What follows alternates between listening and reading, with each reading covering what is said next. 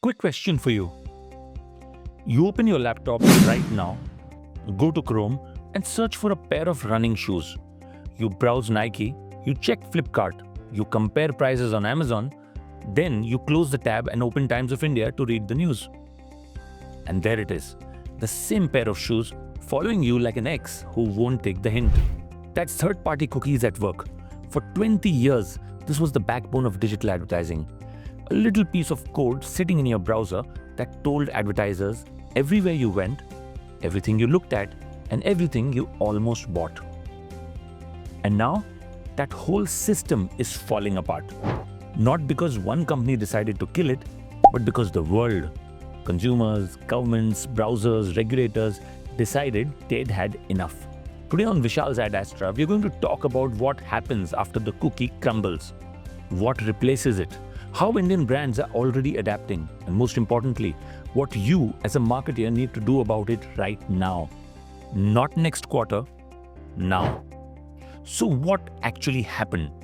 So let me give you the quick backstory, because this has been one of the most dramatic, confusing sagas in the history of advertising. Bollywood screenwriters would be proud. So 2017, Apple fires the first shot. Safari introduces intelligent tracking prevention. Basically, Safari says, we are not letting third-party cookies track our users anymore. Gone. 2019, Firefox joins the party. Same thing, third-party cookies blocked by default. Now, Safari and Firefox combined are maybe 25 to 30% of the market. The big daddy is Chrome, and Chrome is Google. And Google makes most of its money from, you guessed it right, advertising. So everybody's watching Google. January 2020, Google drops a bombshell. We're going to phase out third-party cookies in Chrome by 2022. Now the entire advertising industry collectively loses its mind. And then begins the greatest game of will they, won't they in tech history. 2022 deadline pushed to 2023. 2023 pushed to 2024. 2024 pushed to 2025. 2025, Google says, actually, you know what? We're not going to kill cookies at all. We'll let users choose. And then in April 2025, Google says, actually, we're not even going to show users a choice prompt. Cookies stay as they are. Now, I know, it sounds like Google was playing musical chairs with an entire industry. And honestly, they kind of were. But here's what most people missed while watching the Google drama. The rest of the world had already moved on. Safari already blocks cookies. Firefox already blocks cookies. That's roughly 40% of global web traffic that is already cookieless today. In India, iPhone users, and there are over 100 million of them now, are already in a post-cookie world, whether they know it or not. On top of that, India's DPDP Act, the Digital Personal Data Protection Act, is now in effect, and it's one of the strictest consent frameworks in the world. You need explicit, informed consent in 22 languages. Users must be able to withdraw consent with one click, and if you mess up, penalties can go up to 250 crore rupees. So the question isn't will cookies die? The question is, why are you still building your strategy around them? Now, before we get to the solutions, let me explain why this matters. Because a lot of people throw around cookieless future like a buzzword without understanding what actually breaks. That shoe ad following you around, gone. Without third-party cookies, you can't track a user from your website to a news site to a social media platform. Your entire retargeting funnel, the thing every performance marketer in India lives and dies by, stops working the way it used to. Attribution. Now this is the big one. Let's say someone sees your YouTube ad on Monday, clicks a Google search on Wednesday, and finally buys on Friday after seeing an Instagram story. In the old world, cookies stitched this entire journey together and told you these 3 touch points led to the one sale. Now, without cookies, you're looking at 3 separate disconnected data points. Your attribution model goes blind. Now, let's talk about frequency capping. You know those times when you see the same ad 15 times in a day and you start hating the brand. That's a frequency capping failure.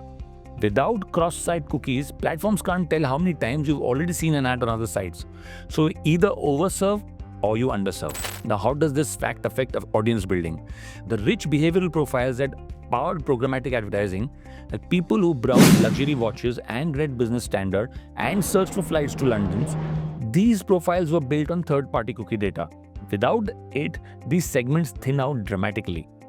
Now, if you're thinking this sounds terrifying, hold on, because there's actually a silver lining. So here's the dirty little secret about third-party cookies. They were never that accurate to even begin with. Cookies only track browsers. Cookies didn't track people.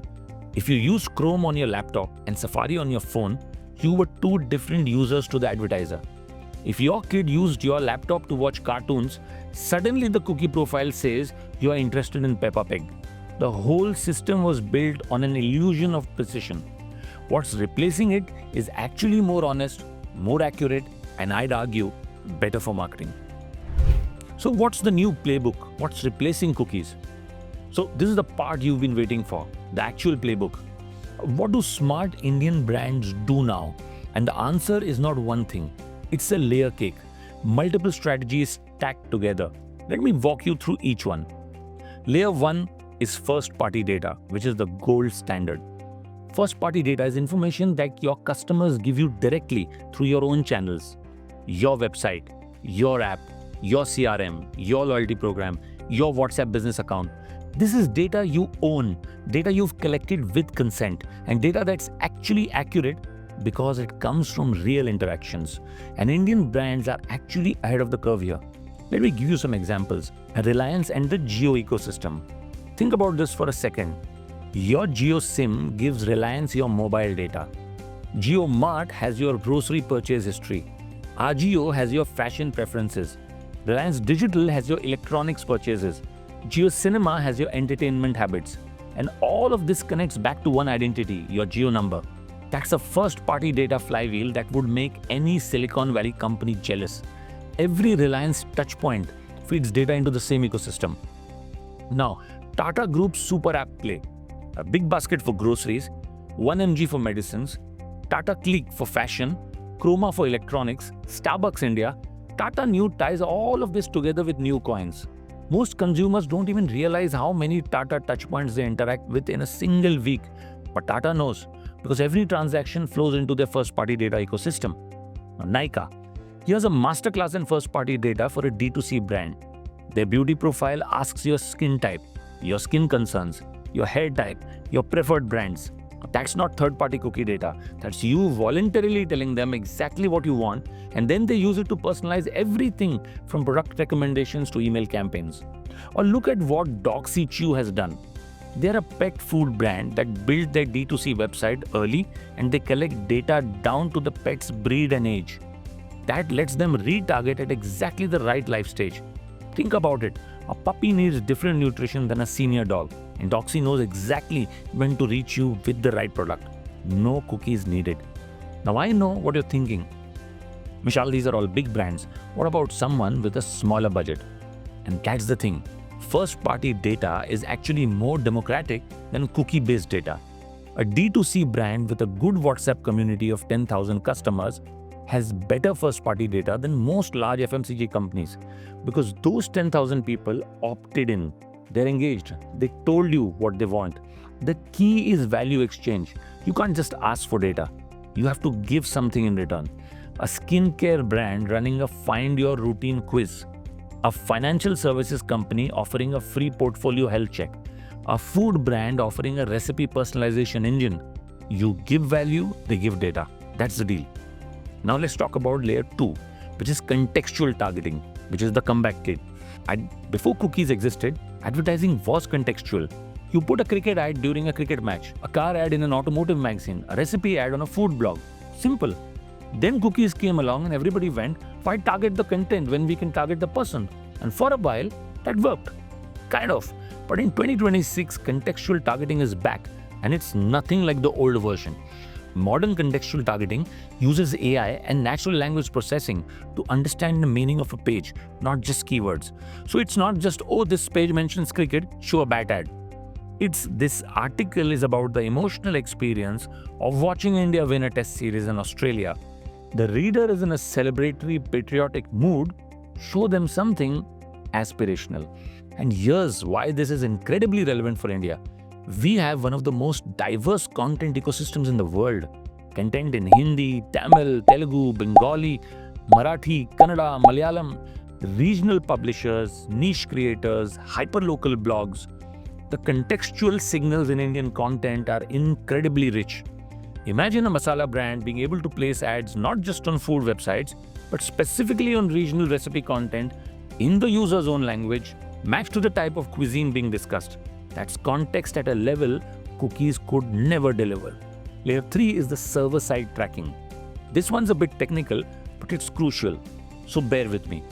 Now, traditional cookie tracking happened in the user's browser. That's called client-side tracking.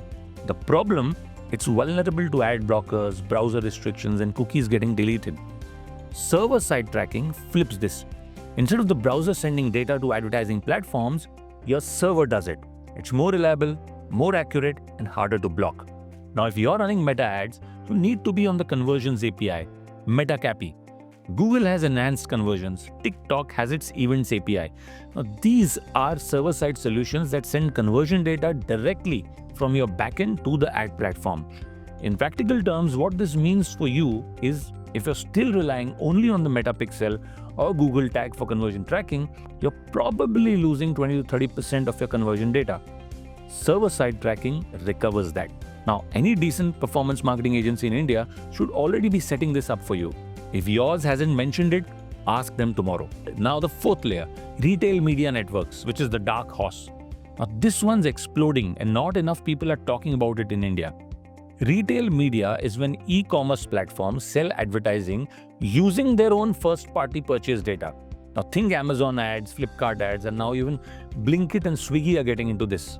Why is this so powerful? Because when Amazon shows you an ad for a product, they're not guessing based on browsing cookies. They know what you actually bought, what you searched for, what you put in your cart. That's purchase intent data, which is infinitely more valuable than browsing data. For FMCG brands, retail media is becoming the third major advertising channel after Google and Meta. And platforms like Flipkart and Amazon are investing heavily in their ad products. Even quick commerce platforms are getting in. You're ordering from Blinkit or Zepto and the sponsored product placements you see. That's retail media. And it works because you're literally in buying mode when you see it. Now the fifth layer would be the Zomato NRAI lesson. That is data as currency. I want to tell you a really interesting story that happened recently because it perfectly illustrates the data battle that's playing out in India.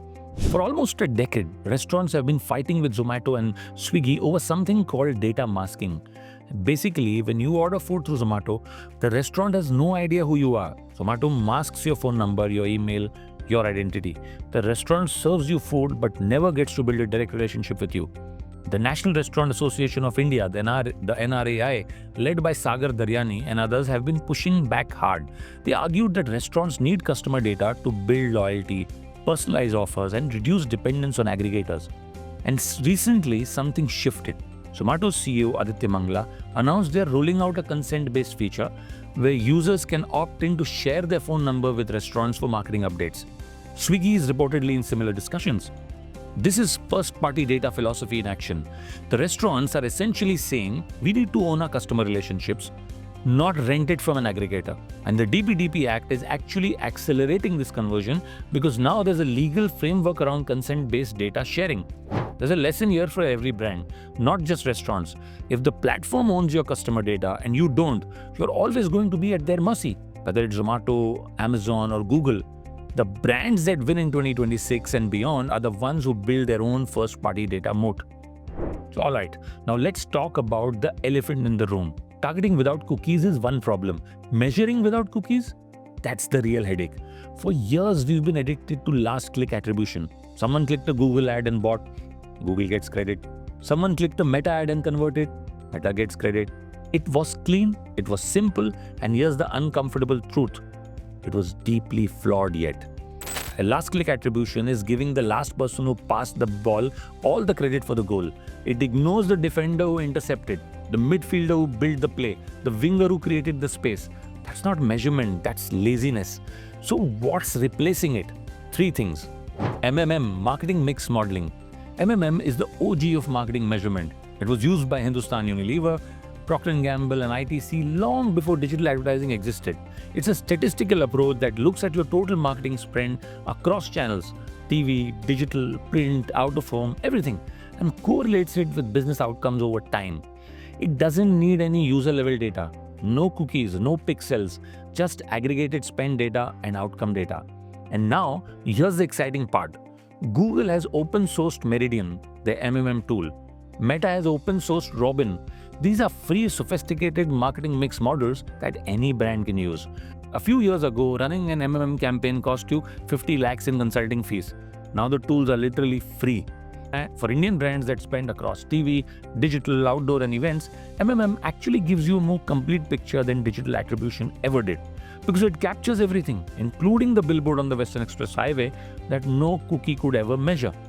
Incrementality testing. Now, this is my favorite measurement approach and I wish more Indian brands used it. The idea is simple. Instead of asking which ad drove you this sale, you ask what would have happened if I hadn't run this ad at all. You take two similar markets, let's say Pune and Ahmedabad. You run your campaign in Pune but not in Ahmedabad. After 4 weeks, you measure the difference in sales between the two cities. That difference is the incremental lift of your campaign. No cookies needed, no pixels needed, just good old-fashioned experimental design. The most sophisticated D2C brands in India are already doing this, and the results are often surprising. Channels that looked great on last-click attribution sometimes show poor incrementality, and channels that seemed underperforming sometimes show massive incremental lift. The next is platform measurements and server-side events. For day-to-day campaign management, you still need platform-level data, but the way you collect it has to change. The Google Analytics 4, GA4, now uses machine learning to model user journeys even when direct tracking isn't possible. It fills in the gaps with statistical modeling. Not perfect, but much better than flying completely blind. Combined with server-side tracking, Meta Capi, Google Enhanced Conversions, you recover a lot of the signal that browser-based tracking loses. The smart approach for 2026 is what I call the measurement triangle. MMM for strategic budget allocation, incrementality testing for validating big bets, and server-side platform data for daily optimization. No single method is perfect, but together they cover each other's blind spots. Now let's talk about the India advantage. Here's the part that I find genuinely exciting. India, despite all the chaos and the regulatory change and the short deadlines, actually has some structural advantages in a post-cookie world. Let me explain. UPI, the secret weapon. India processes over 20 billion UPI transactions a month. 20 billion. That's not browsing data, that's actual purchase data. When you link UPI transactions to marketing efforts, with proper consent of course, you get a closed-loop measurement system that most Western marketers can only dream about. Imagine running a campaign and being able to see at an aggregate level whether people who are exposed to your ads actually made more UPI purchases than those who weren't. That's incrementality measurement built into the payment infrastructure of the country. India's digital ecosystem is overwhelmingly mobile, and mobile apps naturally generate first-party data through logged-in experiences. When you're logged into Myntra, Swiggy, PhonePe or Nykaa, the platform doesn't need a cookie to know who you are. You've logged in. You authenticated. That's first-party identity. Now, countries that were desktop first and then moved to mobile have a harder time transitioning. India, being mobile native, actually has a structural advantage. Next up is WhatsApp commerce. Over 500 million Indians use WhatsApp, and WhatsApp Business is becoming a genuine commerce channel. JioMart was one of the first to launch end-to-end shopping on WhatsApp in partnership with Meta. Every WhatsApp business interaction is a consented first-party conversation. The customer has opted in. They've given you their phone number. They've engaged with your catalog. That's richer data than any cookie ever provided. For smaller businesses especially, the local bakery, the neighborhood boutique, the regional manufacturer, WhatsApp Business is their first-party data strategy. They don't need a CDP or a data warehouse. They need a well-managed WhatsApp Business account. Now let's talk about quick commerce as a data play. Here's something nobody talks about. Quick commerce platforms, Blinkit, Zepto, Swiggy, Instamart, Flipkart, Cart Minutes are sitting on an incredible first-party data. They know what you buy, how often, at what time and in what combination. That data, when used for advertising through retail media networks, is far more powerful than cookie-based targeting. Because it's based on what you actually bought, not what you browsed for. For FMCG brands, this changes the entire media planning equation. Instead of guessing who might want your product based on browsing behavior, you are reaching people who already buy your competitors' products, or people who buy complementary products. That's precision that cookies never delivered. So I know I've thrown a lot at you. So let me simplify. If you're a marketer watching this, whether you're a CMO, a brand manager, a D2C founder, or a performance marketing executive, Here's what I tell you over a cup of chai. 1. Audit your data dependency right now. Today, look at every tracking pixel, every tag firing on your website, every audience segment you're using, and ask, how much of this relies on third-party cookies? If the answer is most of it, you have a problem. 2. Get your first-party data house in order. Implement or upgrade your CRM. If you can afford it, look at a customer data platform like Segment or WebEngage or MoEngage. These are Indian-friendly tools that work well for our market. If you can't, start with the basics. Clean your email lists, set up proper UTM tracking, and make sure your website analytics is on GA4 with enhanced conversions enabled. 3. Set up server-side tracking. If you're spending any meaningful money on Meta or Google Ads, Meta Conversions API and Google Enhanced Conversions are non-negotiable. Talk to your agency, talk to a developer, get it done this month. 4. Build a value exchange for data collection. Don't just slap a subscribe to a newsletter box on your website. Create something genuinely useful. A skincare brand, build a skin analysis tool. A financial brand, offer free financial health assessment. An education brand, give a career aptitude test. Make the users want to give you their data. 5. Start experimenting with contextual advertising. Ask your media agency about contextual targeting options on the Google Display Network and on programmatic platforms. Test it alongside your behavioral campaigns and compare results. I think you'll be pleasantly surprised. 6. Get DPDP compliant before it's too late. The full enforcement hits in May 27. Consent Manager registration opens November 26, which is this year. Don't be the brand scrambling at the last minute. Put a proper consent management platform on your website. Update your privacy notices. Make sure consent is available in regional languages. 7. Explore retail media. If you're a consumer brand, start allocating budget to Amazon ads, Flipkart ads, and even Blinkit sponsored products. The CPAs on retail media are often better than traditional digital because their purchase intent is so high. I've been in advertising for close to 2 decades now, and I have seen the industry go through a lot of panic cycles. TV is dead, print is dead, email is dead. None of them actually died. They evolved. That's exactly what's happening with the cookie. The cookie isn't dying. The lazy marketing it enabled is dying. For 20 years, we got comfortable. We had a system that let us track people without their permission, show them ads they didn't ask for, and then claim credit for sales that might have happened anyway. And we called it precision marketing. What's replacing it is actually harder. You have to earn data instead of harvesting it. You have to build trust instead of exploiting attention. You have to create genuine value instead of just tracking eyeballs. But here's the thing, that's what great marketing was always supposed to be. India leapfrogged landlines and went straight to mobile. We leapfrogged cash and went straight to UPI. I believe we can leapfrog the cookie hangover and build something better. A marketing ecosystem that's based on consent, relevance, and genuine value exchange. The marketers who adapt now won't just survive. They'll have a massive, massive advantage over everyone else who's still waiting for Google to make up its mind. The cookie is crumbling, but the opportunity, it's never been bigger. That's it for today's episode on Vishal's at Astra. If you found this useful, smash that like button, subscribe, and share this with your marketing team. Seriously, forward this to your brand manager, your media planner, your agency lead. They need to see this. And if you disagree with anything I've said, or if your brand is doing something interesting with first-party data, drop a comment in the comment section below. I'd genuinely love to hear from you. We'll see you soon with many more such videos. Thank you. Bye-bye.